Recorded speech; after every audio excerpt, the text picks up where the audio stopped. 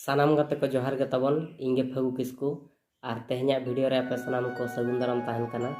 तो गाते को तेहन्या वीडियो रे दो ऑलचिकी बुही रेनांग ऑल चेमेन बुही रेनांग बांग मा पोतब रेनांग किछि गान निं पढ़ाव आंजम पे ताबन।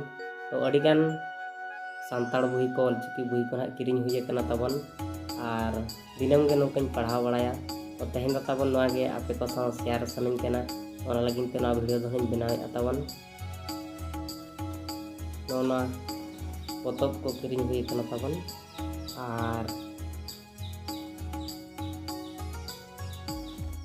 आपे हो नोका पोतब को किरिंग कतन पढ़ाव मा ताबन जतो कते गे ऑलचिकी बन सेणाया ऑलचिकी बन गरजा दुलड़ आबन। तो आबा ऑल रोड आबो बन बंचाव दोहया आबो गे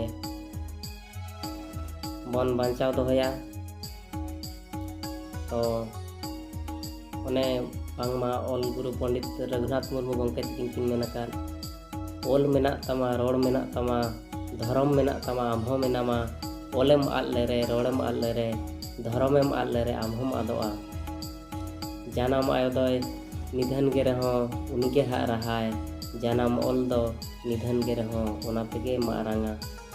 तो ओने उनका लेकान कथा गाते को तो तेहन दो ओना ऑल चेमेन बुही रेना गे मिद बारिंग पढ़ाव आंजम आबोना। तो ना ऑलचिकी पोतब रेनांग अडिगान कथा गिद्रा बेड़ा रे बाबा को आंजम आबोन कान ताहन इनको आंजम अनिया को ताहन ना आबो को गिद्रा बेड़ा रे मा मोबाइल को बाय ताहे काना उन दो कुदुम कहानी कोगे लई कातेन आयो को बाबा को भुलाव बन ताहन।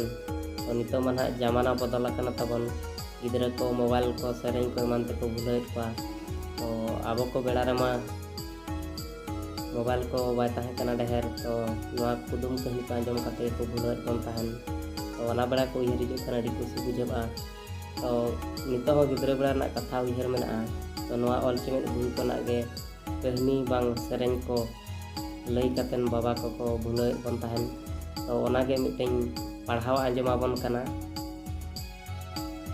तो दलाम बन एतहब लगे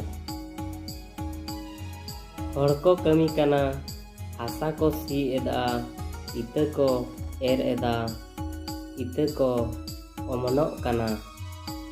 हड़ को कमी काना हासा को सी एदा इते को एर एदा इते को ओमनो काना। आबो हबो कमिया जमा बो जो अचोया आदो बो गोदा आर बो जमा। आबो दो ऑल हबो ऑलोआ कमी हबो कमिया अकिल बो हारा जोंगा जमा बो आरजाव जोंगा। तो नोनो का गाते को अडी गावियान कथा ओला कना। तो नोआ सेंटेंस ओनल रना अडी गाबे कथा मेना। तो ओनागे सनाम को ऑलचिकी बन अपनारा ऑलचिकी बन दुलड़ा आबो गे मांग सेट बन लहाया। तो आरहो नोका गे गाते को देला मांग सेट आर मिद बार बन पढ़ाव आंजम माबोनन।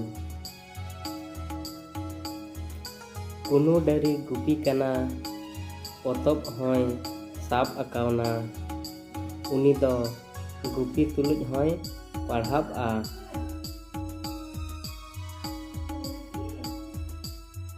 इन हो डरिंग गुपिया पोतब आर आगसार कुñ इदी काआ।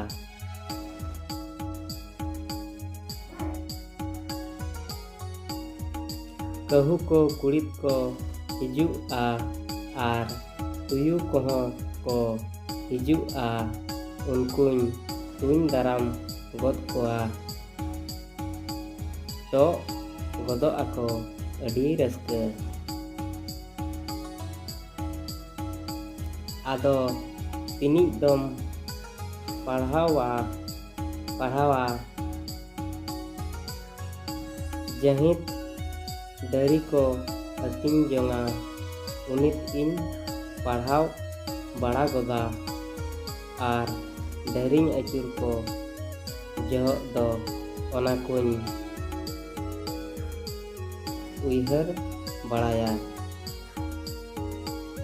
ᱜᱟᱛᱮ ᱠᱚ ᱱᱚᱝᱠᱟ ᱯᱟᱲᱦᱟᱣ ᱟᱸᱡᱚᱢᱟᱫ ᱵᱚᱱᱟᱹᱧ ᱟᱨ ᱥᱟᱱᱟᱢ ᱠᱚ ᱚᱞᱪᱤᱠᱤ ᱵᱚᱱ ᱪᱮᱫᱚᱜᱼᱟ, ᱚᱞᱪᱤᱠᱤ ᱵᱚᱱ ᱥᱮᱬᱟᱭᱟ ᱟᱨ ᱵᱟᱲᱟᱭ ᱜᱮᱭᱟ ᱱᱟᱦᱟᱜ ᱵᱚᱱ, ᱡᱟᱦᱟᱸᱭ ᱠᱚᱵᱚᱱ ᱵᱟᱲᱟᱭᱟ ᱟᱹᱰᱤ ᱥᱟᱨᱦᱟᱣ, ᱟᱹᱰᱤᱜᱟᱱ ᱦᱚᱲ ᱵᱚᱱ ᱵᱟᱲᱟᱭ ᱜᱮᱭᱟ, ᱤᱧ ᱠᱷᱚᱱ ᱦᱚᱸ ᱵᱟᱹᱲᱛᱤ ᱜᱮ ᱵᱟᱲᱟᱭ ᱜᱮ ᱛᱟᱵᱚᱱᱟ᱾ ᱛᱚ ᱟᱹᱰᱤᱜᱟᱱ ᱯᱚᱛᱚᱵ ᱠᱚ ᱠᱤᱨᱤᱧ ᱦᱩᱭ ᱟᱠᱟᱱᱟ, ᱫᱤᱱᱟᱹᱢ ᱜᱮ ᱱᱚᱝᱠᱟᱧ ᱯᱟᱲᱦᱟᱣ ᱵᱟᱲᱟᱭᱟ ᱛᱟᱵᱚᱱ, ᱟᱫᱚ ᱱᱚᱣᱟ ᱜᱮ ᱟᱯᱮ ᱠᱚ ᱥᱟᱶ ᱤᱧ ᱥᱮᱭᱟᱨᱤᱧ ᱠᱮᱜᱼᱟ ᱛᱟᱵᱚᱱ᱾ ᱛᱚ ᱛᱮᱦᱮᱧᱟᱜ ᱵᱷᱤᱰᱤᱭᱳ ᱫᱚ ᱱᱤᱝᱠᱟᱹ ᱫᱷᱟᱨᱟ ᱜᱮ, ᱢᱩᱪᱟᱹᱫ ᱨᱮᱢᱟ ᱥᱟᱱᱟᱢ ᱠᱚ ᱡᱚᱦᱟᱨ ᱜᱮ, ᱥᱟᱶᱛᱮ ᱚᱞᱪᱤᱠᱤ ᱵᱚᱱ ᱫᱩᱞᱟᱹᱲᱟᱜᱼᱟ, ᱜᱚᱨᱚᱡᱟᱜᱼᱟ ᱵᱚᱱ, ᱟᱨ ᱛᱮᱦᱮᱧ ᱞᱟᱹᱜᱤᱫ ᱫᱚ ᱱᱤᱱᱟᱹᱜ ᱨᱮᱜᱮ ᱵᱤᱫᱟᱹᱭᱤᱧ ᱦᱟᱛᱟᱣᱮᱫᱼᱟ᱾